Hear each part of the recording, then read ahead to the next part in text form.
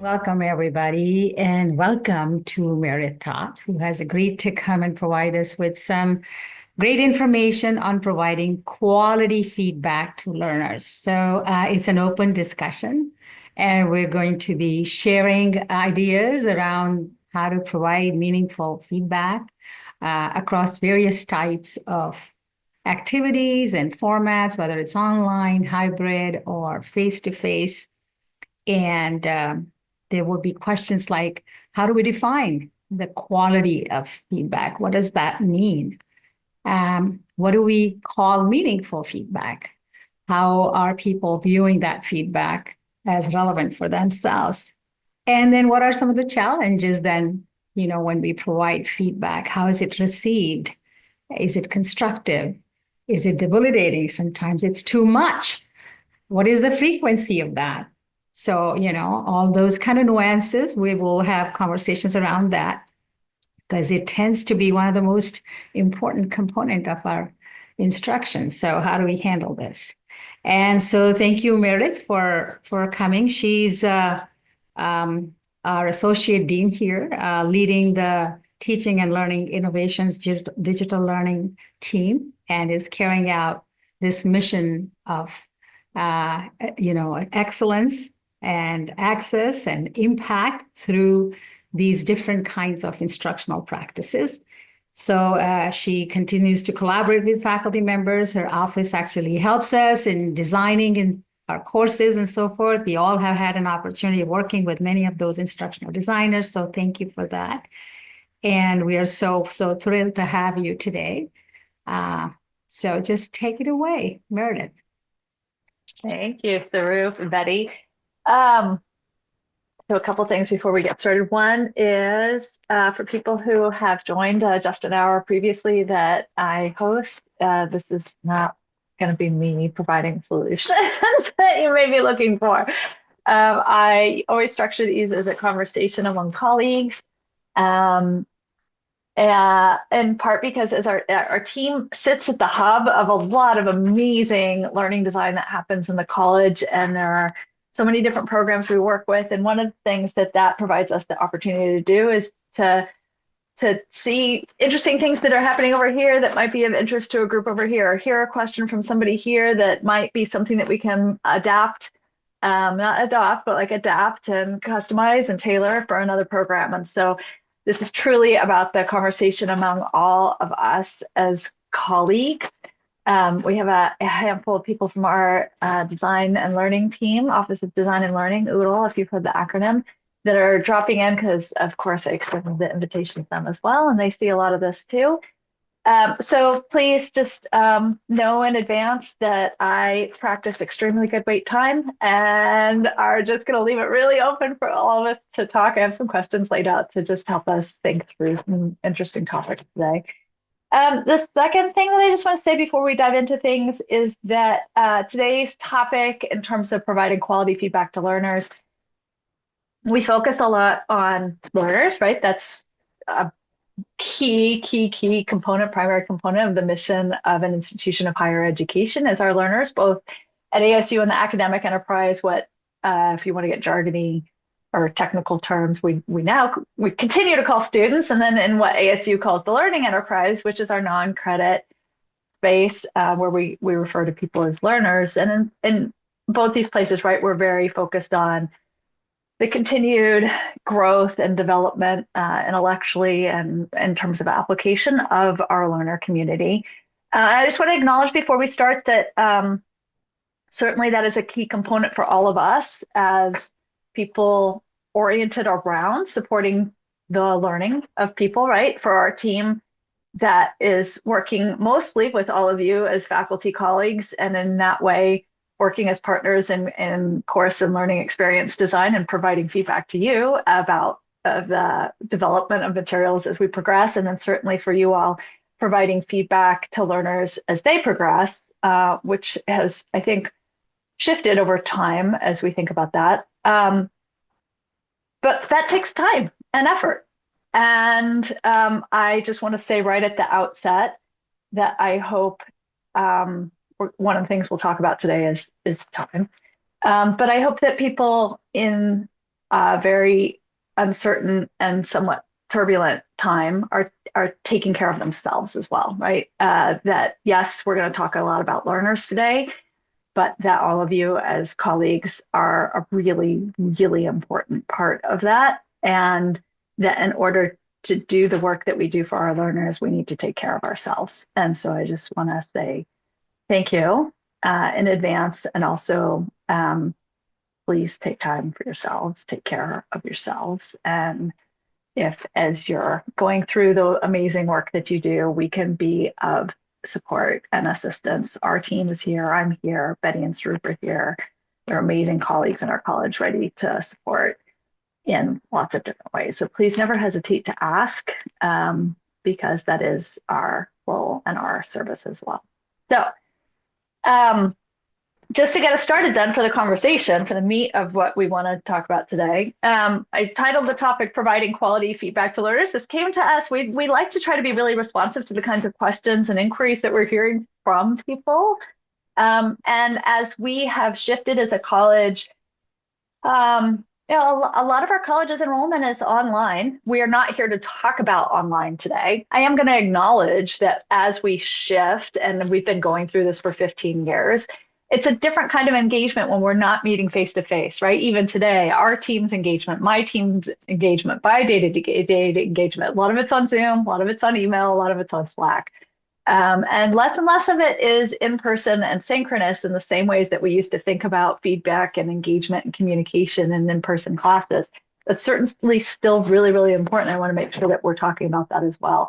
I also just want to acknowledge that when we're thinking about the kind of over time, the gradual shift towards more and more materials being developed in one way or another, course coordinated shells, which our college has always done, sets of learning materials, that we're pre-designing and thinking about the learning design a lot, not necessarily earlier, but like in a lot more structured ways than we had previously. And that means that when we're teaching, we're spending more of our time working with the students and facilitating their learning and thinking about things like feedback. So I just want to open it up to talk about what does quality mean, right? I think that may be different across programs, and that's something valuable to talk about. And so I just want to open the floor and talk about, well, what does quality, and I think probably meaningful is the other word that I use, mean for each of us in the different programs that we're working in.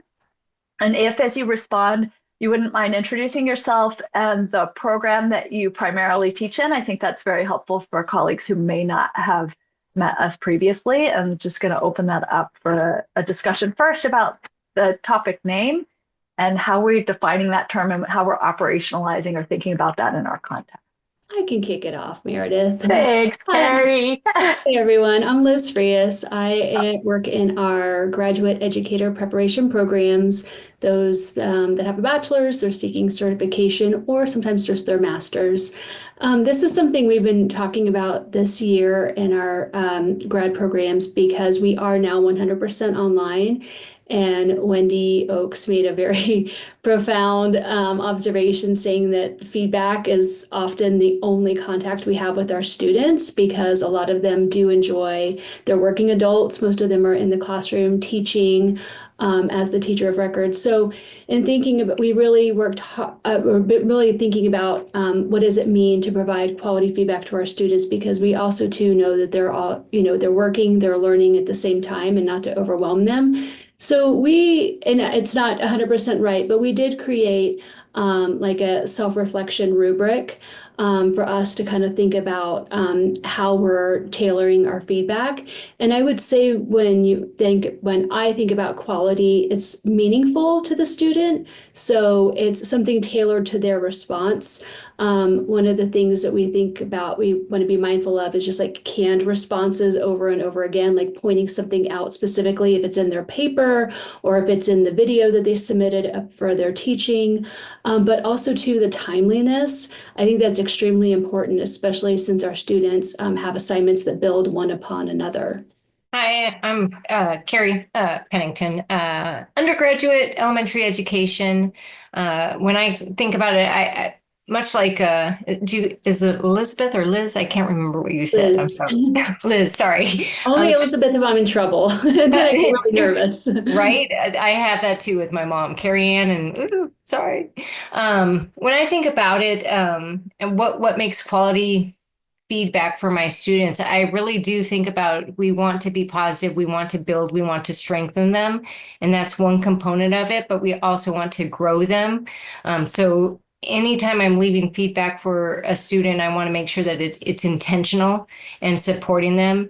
But not too much. Like sometimes you can see students' papers or documents that they're sharing with you, and there's a lot that you can focus on, and you might want to focus in one area. Hey, you've got a great foundation here. Let's focus on this real quick and look here, and just having those conversations, and then also being able to have, like I said, the conversation in person with them, because sometimes it's on paper and they're like, I don't know what she means by that. Or, because we're doing so many papers and going over so many different things that it just seems disconnected. So being able to find time and be intentional with the time to speak to the student, and which made me think, with asynchronous and how does that look? I know there's programs out there, and I've only been on a student end of it, but have it to where I can actually give real-time feedback as I'm grading the paper and leaving the comments, so they're hearing and seeing me as I talk through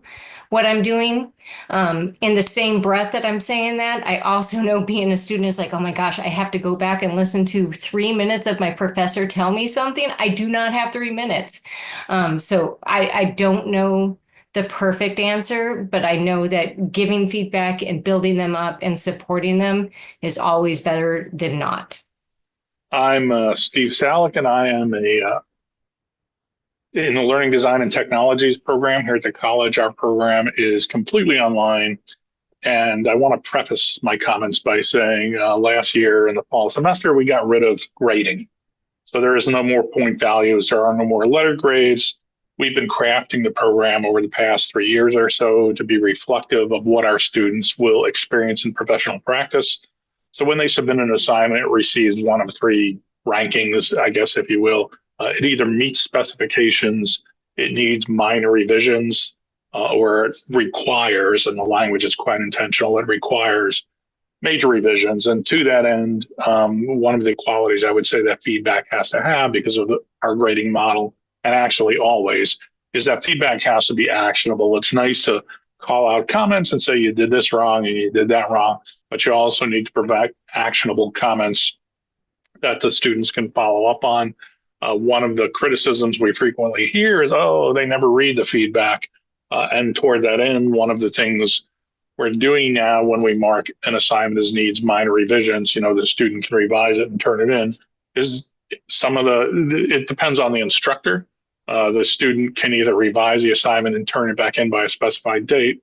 But one of the options we also give them is they have to compose a narrative of 3 or 4 paragraphs and put it in the Canvas comments section about what or why, based on our comments, they would do to revise that assignment. So we're trying to close the loop and ensure that they're reading feedback a lot of the time by having them circle back and doing something not only based on the actionable comments, but doing something actionable. Okay, can I take a turn? Hi, everybody. Teresa Folger.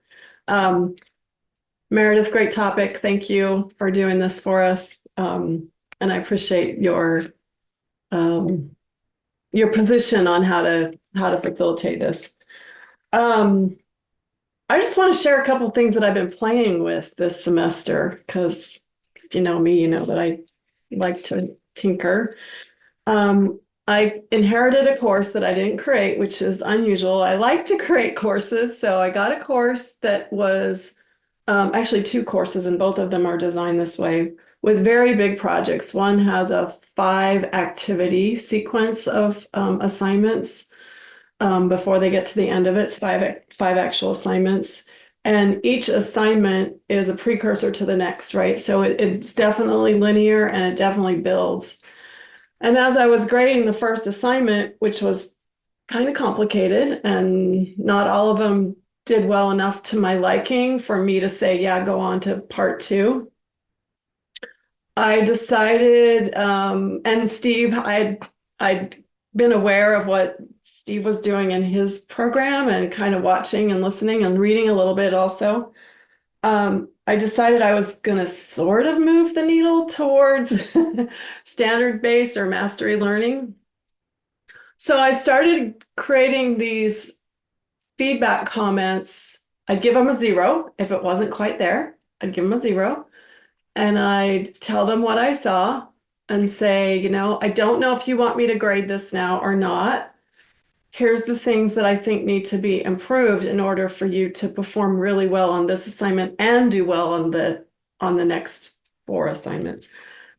I've never gotten comments like, I appreciate you, right?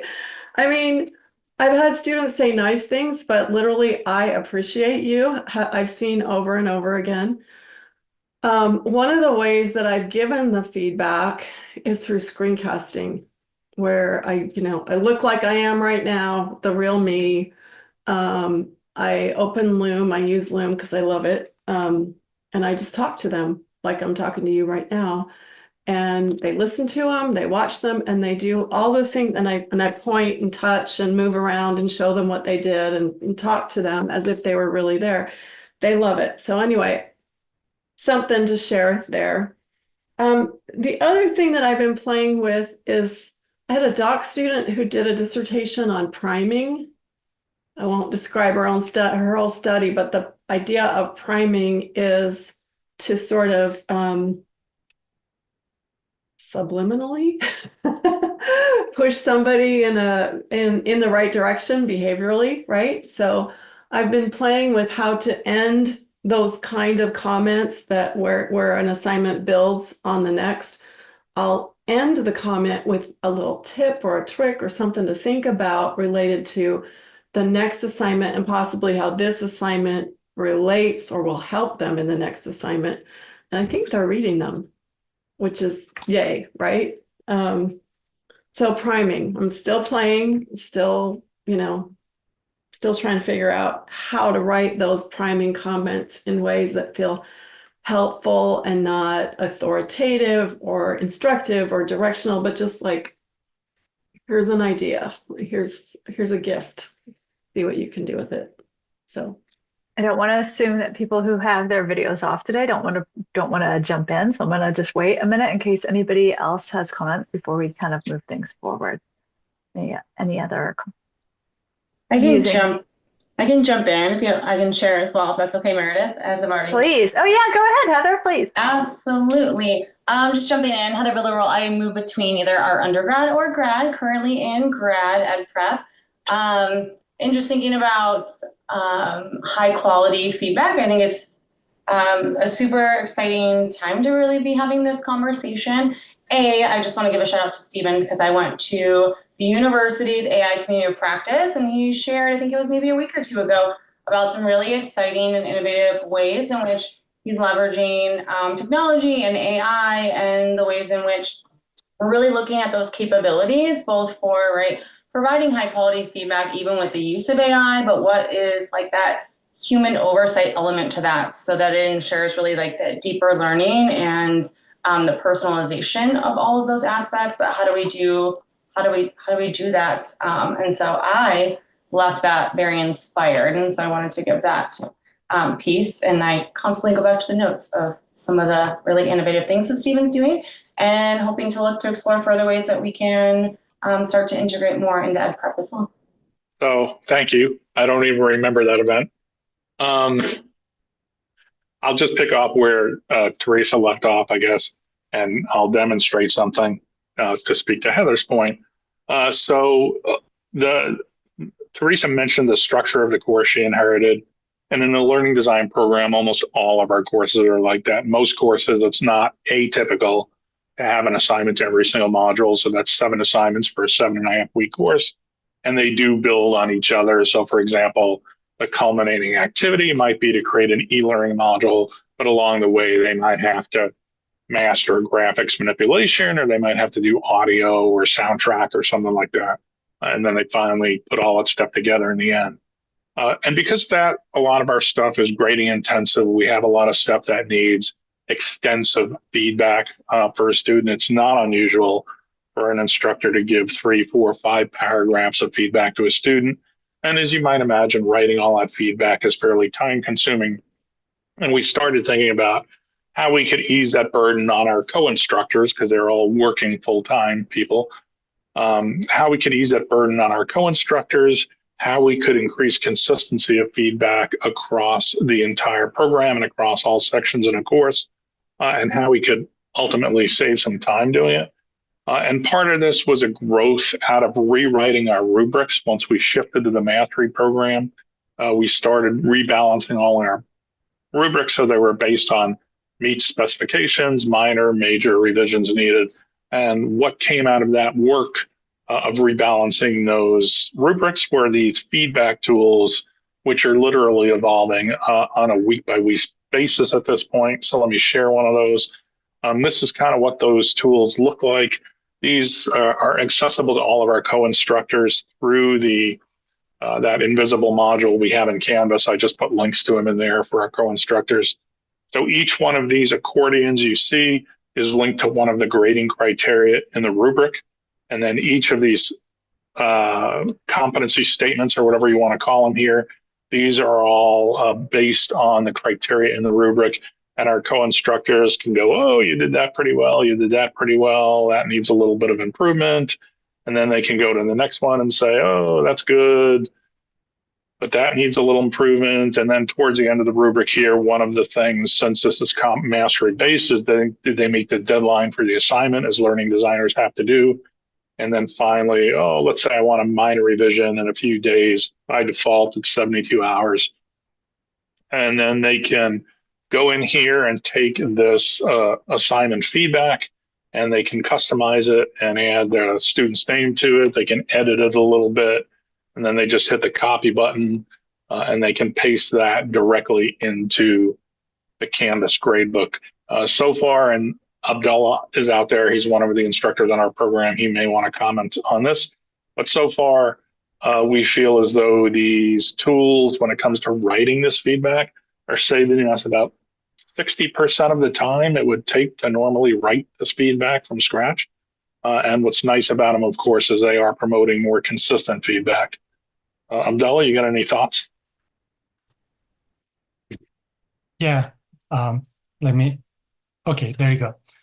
Thank you, Steve, for explaining the tool. And this is very, very helpful for us because in some of the courses we have like 5 co-instructors, and it is very important to keep the consistency between grading between our co-instructors. So this tool is very helpful. And as Steve said, our projects or assignments are really actionable assignments, and ask students to build up on the previous assignment, and finally they arrive to this big project, and it requires us to write a lot of commands, and which should be, as Steve said, like actionable which should include actionable recommendations as well. So this tool is very helpful because it helps us to be on the same page in terms of instructors giving feedback, and it saves a lot of time. And I'd like to thank you, Steve, for all his efforts in developing this and making our jobs a lot easier. Would you like to see the low-tech version of that? I was about to say, when I was talking with Steve earlier this week, right, like this is something that I love what Steve is doing. And this is something I've been seeing for years, right? Like we are all like, what are these, how can we do feedback efficiently? Which was one of the questions I have, right? Because this is time consuming. And the same comments come up over and over again. So yeah, please, Teresa, share. And also when I was talking with Steve, you're building those in Articulate right now, right? Are those in Articulate? No, I'm using ChatGPT. You're using ChatGPT to write them? Yeah, so it's actually JavaScript and HTML code right at the moment as I continue to fine tune them and debugging.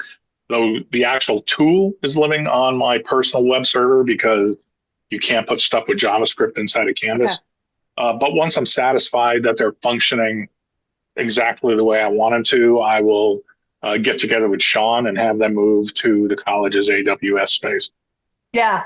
Okay. So the reason that I mentioned this is that what Steve is doing, right, like we're at ASU, so this is amazing. He's put all this effort and time into designing this tool. And then, of course, our team and myself are immediately like, ooh, how do we scale that so that when Carrie's teaching, if she wants to do something like that and doesn't necessarily want or have the skill, like, I don't know, but like, I don't either have the skill set or I don't have the time or I don't have the bandwidth, right, to do that. Like, how do we then think as a college and as a university about opportunities to create the ability for people to do that within a structure that makes it possible for them to do it without needing to know the underlying work, right? So I'm super excited about what Steve's doing and the potential for us to be working with him to think about how we could do this, Liz. I think about all the amazing work that we've done across coordinating like all of graduate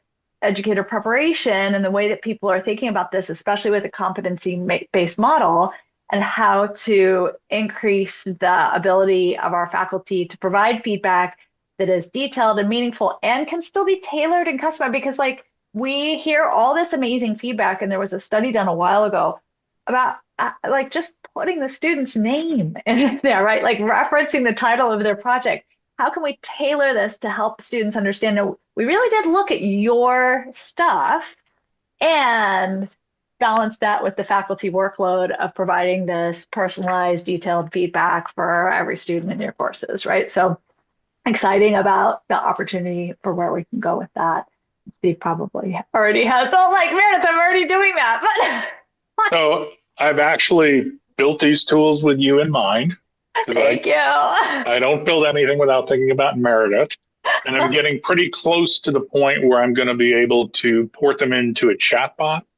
And the code is comes out in a modular way so that your learning designers, your IDAs will be able to develop these things in relatively fast order. That's awesome. Working with faculty. Awesome. Thank you, Steve.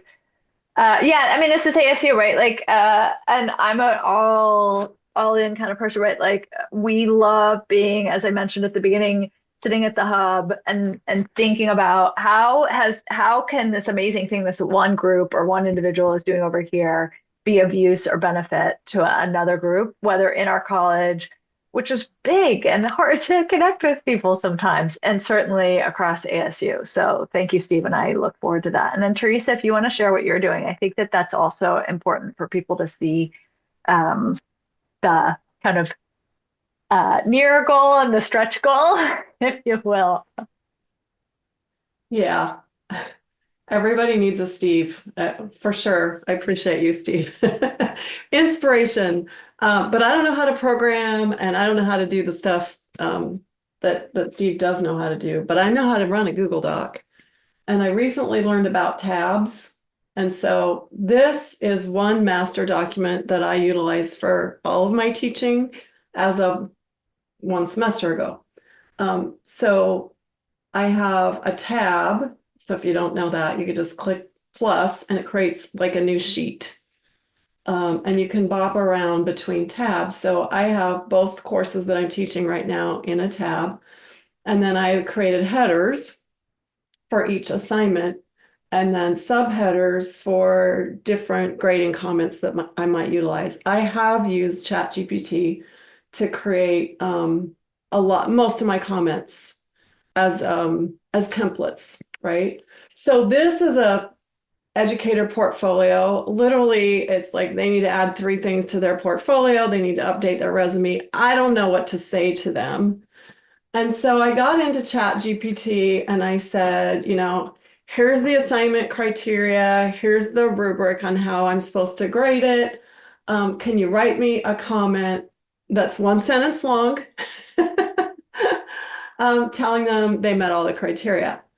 And then I asked it to help them think about the future of this assignment. So fun, it brought up, many of you know Keith Wetzel. It brought up research on portfolios by Keith Wetzel. So I added that to that comment, thinking that was a way to give them a little bit of personal feedback, a little bit of Sun Devil flavor. Added that research article. And then I also, again, primed them with some behavior thinking about how they might envision utilizing this portfolio in their future so that they can have a stronger purpose behind their work. I'm seeing some that are really beautiful, really well done, and some that are just get the job done because I know I'm going to get a pass. So anyway, that was completely Chat GPT generated initially, but I went in and definitely built it out. If it was incomplete, this is where Steve's idea of how to give them feedback. These were the essential things I was looking for. This is straight out of the assignment guideline. Again, Chat GPT created this part for me. And then I went in and wrote this last comment saying, you know, I'm not able to find this. And X is where I fill in the blank. And then I give them the out. This is not they have to do this, right? Like they have to do this. So I can't just give them incomplete and not give them the point. So I gave them a 0. And if you neglected to include or update something, please take the time soon to improve your assignment and then submit it again. It takes me minutes to grade as long as it's a quality product. So I didn't put an end date on it. Anyway, that's all Chat GPT generated and massaged by me with spaces for me to add very specific information as needed. And that's kind of what I've done all the way through here. This one is actually a whole Chat GPT prompt that I've designed that actually analyzes their writing and tells me as a first pass what's missing from the rubric, and then I can go in and grade it more thoroughly with that first pass already done. Anyway, that's my version. I can, again, bop around and utilize Google Docs. So we're continuing our implementation of AI into the learning design program. We made a very clear and definitive decision in January of 2023 after OpenAI rocked our world to start immediately doing this programmatic implementation. I've worked with enough emergent technologies to know what was coming next. I don't care about the cheating argument. I don't want to hear it. It's the exact same, just take everything that was written about MOOCs. When MOOCs showed up, substitute generative AI. It's the same article. You don't have to change anything. So part of that involved in the initial stages for doing feedback, kind of throwing stuff against the wall and seeing what was going to stick. We needed to know how effective ChatGPT was, how we needed to, what level of guidance we needed to provide students when using it, how it was going to play in Canvas. Once we figured that out, we came up with a unifying strategy for linking all these AI components together. And that linking strategy was our AI mentors. So there are 6 AI mentors. There are 3 males and 3 females. Each of them has their own distinct personality, but they also have all the knowledge you would expect a practitioner in learning design, instructional design who's practiced for about 18 years to have. And we've had a couple of interesting things happen lately. In just one of the mentors, I kind of put my name in there as a PhD mentor, just as a joke. So if somebody asks them, oh, yeah, Dr. Salick was my PhD mentor. But recently, one of my students sent a conversation. This is just an aside. Sent a conversation where they had asked their mentor, not that one. They had asked their mentor who their PhD mentor was, and the mentor quickly reminded them, I don't have a PhD. I only have a master's degree that I got at San Diego State University. And here are the people who are my mentors.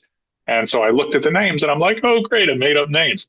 But then we went and tracked them down, and they are credible faculty members in the Learning Design and Technologies program at San Diego State University who are capable of serving as thesis advisors for master's projects.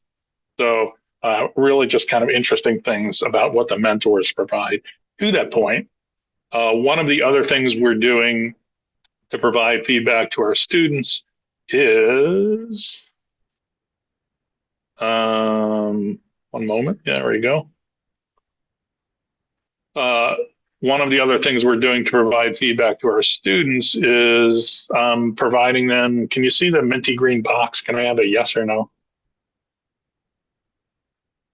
Yep. Yep. So one of the things we provide is throughout some discussions and assignments, we provide students with these minty green mentor boxes that direct them to do something with their mentor. And generally what we're doing is this is kind of like a first pass for feedback. So what they do in some cases is they use this predefined prompt in the gray box there, or they just get some directions that say, ask your mentor a question like this, and they have to come up with a question. And then they generally, in this particular case, what this one is all about is they're writing 10 question Likert scale surveys, and they have to ask their mentor, hey, here's my Likert scale survey. What am I going to get blindsided by? Does it have double-barreled questions? Are they leading questions? And the mentor reports back. I don't have a one handy, but I'm just going to ask the mentor, what are some of the best ways to avoid double-barreled questions? And this is one of our mentors who's in beta. It's a new version of the prompt. So if I get wacky results, I apologize in advance. But basically, here it's telling the student what they need to look out for, how they need to construct their Likert scale question. In the case of these assignments and discussions, the role the mentor is having is it's kind of doing a first pass on feedback and giving them actionable things they can do to improve their assignment before submitting it. So that's another way we're doing feedback. It's very clear that these types of AI technologies are going to have a large role in our programs in the future. The reason we decided to implement AI the way we have is because right out of the gate, thought leaders in our industry, whatever that is, we're already writing about AI, the role AI was going to have. The language we use in our program is that AI is their design partner. So we're crafting these experiences that kind of emulate what they would in the real world. The mentors are kind of, it's like, oh yeah, you're communicating with this internship person via Slack, because it sort of emulates that kind of interaction. And I have had some students tell me, oh yeah, I used that at work and it was really effective, because some of our students are already practicing learning designers. Are any of you is anybody who has joined today, is anybody using peer feedback as part of the feedback process when we think about providing feedback, quality feedback to students? Because so like I'm connecting this to what Steve's saying, right? So because we have some programs that do this quite a bit. And so I just want to open that up. Thanks, Ashley. I'll ask you if you don't mind unmuting to share what you're doing there. And there's like a two-part question that I have. So if you're having students provide each other feedback, I'd love to hear from people about how that works and how you're doing that. And also some of the kind of constraints and affordances of that, right? Because I'm going to acknowledge that one of the things as technology moves forward, one of the things that becomes interesting about using generative AI for some of this type of engagement is that it's not a person, actually, right? And that can actually in some ways be a safer thing for us as individuals to ask for feedback on. And for me, on the flip side, if done well, sometimes it can be difficult for peer feedback people to provide feedback, right? We know this from like all kinds of things in terms of, is it going to be honest feedback? Is it going to be meaningful feedback? Is it going to be help the student move forward? So two-part question for people, Ashley, if you're interested, if you can, what you're doing in terms of peer feedback and like kind of some constraints and affordance that you experience with that. Yes, and sorry, I'm in my car, but I really wanted to hear this one, but I pulled over. Okay, so I really like peer feedback.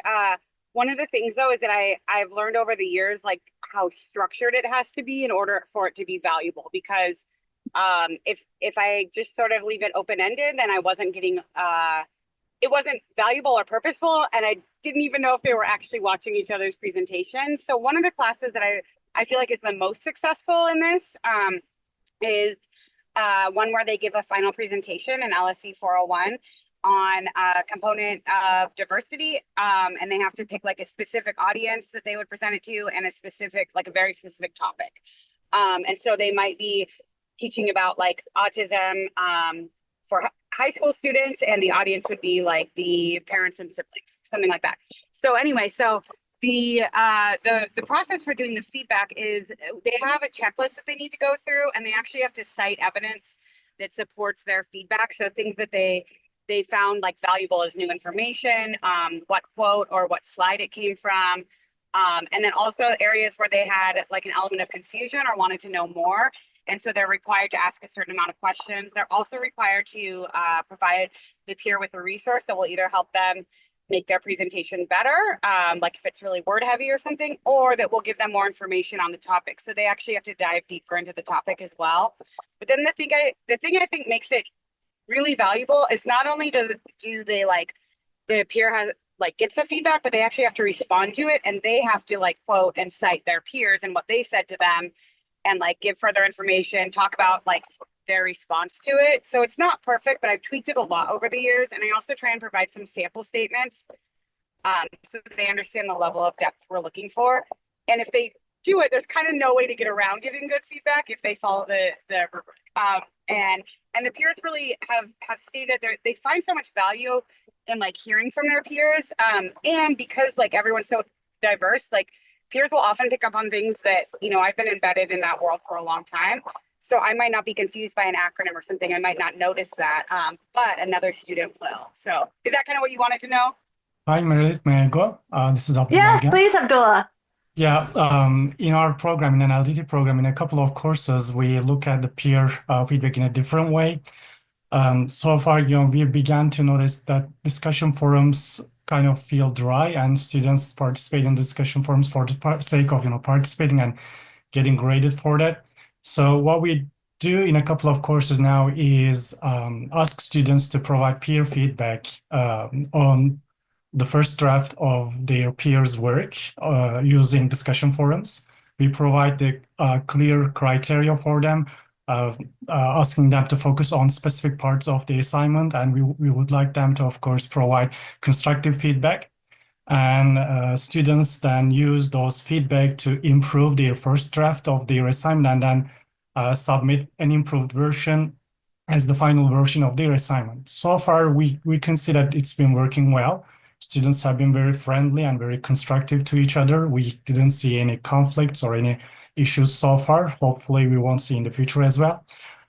So this actually gives the instructor a chance to see a refined work, and it's easier to grade. And this actually ensures that the students get a higher grade because their work has already been graded by someone else, reviewed by someone else. And this is also meaningful for students when they're evaluating, because they're kind of applying what they have learned throughout the modules when evaluating a peer's work. So this is what we've been experimenting on. It's been working well so far. That is awesome. Can I yeah. add one more thing, Meredith? That kind of goes Ashley. along with what you were saying. One of the things, like I agree, like discussion posts, and I know like from when I was a student, it wasn't something I took that super seriously. So one of the things that I love is in that same 401 class, we have 3-week discussion. So the first discussion, they do an initial post. Then they can really focus on doing a good initial post and not just trying to get something out so they can respond. The second week, they respond to several peers. But then the third week, they have to reflect on their initial post and the responses they received from peers. And again, they have to like quote what their peers said, ask follow-up questions, those kinds of things. Because I also found students didn't really look back at what the peers wrote to them unless they had some reason to. And so when I switched from the sort of like, one module, one discussion into like more of a longer term project, it seemed to be a lot more effective in getting them to have better discussions. Mm-hmm. I also want to say thank you, Ashley, and then also Abdullah for sharing this. Certainly, I'm curious for Terry, Liz, some people who work more in the educator prep programs. I mean, I'm going to get all those P's out. So one of the things that's interesting listening to you talk, Abdullah, that I want to demonstrate appreciation for is preparing people for the workplace, right? Which is a challenge that I think we face in really significant ways. as the lead of a large team, and I'm always excited when like Ryan, Kyle, and Anthony all are colleagues of mine. We face really big challenges when we bring people into a team that the delivery is working to create a space of vulnerability and feedback and collaboration, because people aren't used to doing that. They're not used to giving it. They're not used to receiving it. They can definitely feel very vulnerable about, well, if I'm getting feedback, does that mean I did something wrong, right? And so certainly the LDT, Learning Design and Technology program, is very aligned in terms of thinking about the workplace in a setting that's familiar to me. And I'm also just going to open it if Carrie and Liz and others don't like when we think about that in the K-12 setting, where we know, except for in like next education workforce teams, people are very isolated and their day is very structured, and they don't always have the opportunity to ask somebody to come in and give them feedback aside from a lead, which is very different than a peer colleague. How are you all thinking about that, or preparing people for the workplace, if that's not too much and too specific a question to ask? I'll share my perspective on what I've just done. It's my first year, so I'll preface it all with that. But it's hard, I think, for teachers and those in our profession, because they are the leader of their classroom. So they feel as if they have to have all the answers. And so even as students becoming teachers, they're afraid to let their flaws be out there. And that's a really hard thing. So I like to start my class with, building up an expectation of, hey, we want to give authentic and real feedback to support our peers in this class, because if we're not helping them, they're going into the world and they don't know that they're struggling in an area. So we kind of have a conversation of what peer feedback is and what it sounds like and what it feels like and how we can give it in a way that's not defeating our classmates and really hurting them. And then we practice it through being able to see examples of whether it's good or bad, and being able to give feedback where it's not to our peers to start, and just practice actually giving constructive feedback that supports and helps and grows. And then while that's happening, I think the big part is allowing them to build a community and support and that trust and that relationship. And then once they have that, then I allow them to, okay, here, now let's go ahead and we're gonna look at this. I want you guys to talk and I want you guys to help each other. And then having like you guys have all done, as well as having either a rubric or a checklist that they utilize in order to have those conversations, in order to say, I didn't see that. Or maybe it looks like, okay, review your lesson plan. I just want you to read. I want you to think of yourself as a substitute teacher. You're going to teach their lesson. What questions do you have for them that aren't clear to you? And so whether it's posing questions or giving feedback or asking some of those things for them to think about, and then they can reflect for themselves on, okay, you're right. I guess I didn't clearly do that for that. And then the last part would be to say, hey, you need to give them solid feedback, because they're uploading that along with their reflection. And if you don't give them stuff to think and to grow and to kind of move with, then their reflection is going to be hard for them to write. Mm-hmm. So those are just a couple of mine. Thank you, Carrie. It has been an hour. I'm sure Betty and Sarah for watching the clock, and I think they usually do a couple of closing comments. So I just thank you, everybody, so much for just a really terrific discussion, and especially for sharing strategies and approaches. I always talk about how pragmatic I am, and so I just always really appreciate learning new things, new ways of looking at things and new ideas to try. And so thank you all so much for joining, and I'll pass it back to Sarup and Betty to close us out. Thanks so much. Are you good? Sometimes you have closing comments, and I always let us No, we do. Yeah, no, the hour flew by. Yeah, and I want to thank you, Meredith, for facilitating, and again, kind of repeat what you said about everyone's willingness to share tools. And I'm just always so impressed by how much time and effort everyone's putting Mhm. in to really improve their teaching and support students and develop new tools. It's really awesome. So thank you again for all that. And if you didn't catch anything, I'll just remind you this is being recorded. So we will post the video up on the Just an Hour site on the hub, hopefully sometime next week. With that, our main announcement is we will have another Just an Hour next Friday. Super excited. It'll be kind of an interesting follow-up given some of our conversations about Chat GPT and AI in general today.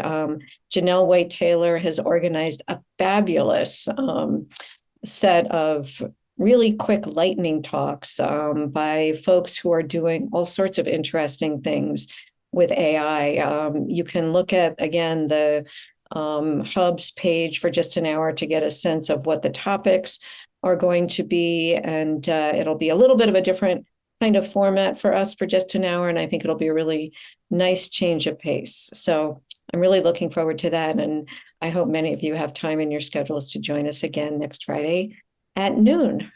So anything else to add, Sarup, before we close? Thank you so much. No, I would just like to say that this was such a great topic, especially when we are living in a high pressure, perfectionistic, society, where these feedbacks and grades mean a lot. So just to creating a healthier mindset and receiving and offering, this feedback is so important. So thank you. Yeah. Thank you all. Have a wonderful end of your day and a wonderful weekend. Yes. All right. Take care, folks. Stay cool. Okay. Bye. Right. Bye-bye.